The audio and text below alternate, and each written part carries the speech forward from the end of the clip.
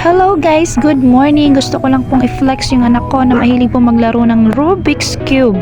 So yan po, habang po binubuo niya yung Rubik's niya is mayroon po siyang timer na ginagamit nandiyan po sa table. So ako naman po, habang nanonood ng TV, hindi ko naman po talaga alam na kinuha po yung cellphone ko.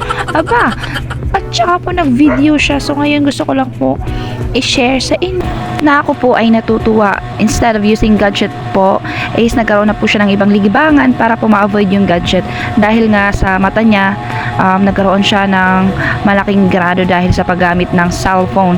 So yun, kung tinatanong nyo po kung paano po siya natuto bumuo ng Rubik's is nanonood po siya ng tutorial sa YouTube.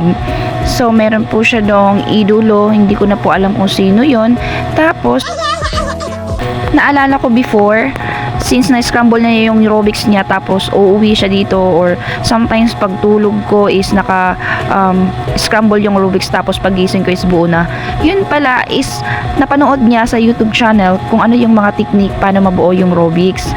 So yun po, dun po siya natuto at na-master niya po hanggang sa oras sa timing na lang po yung pinaglalaanan niya kung paano to mabubuo ng mas maaga. So yun lamang po. Thank you for watching. Bye!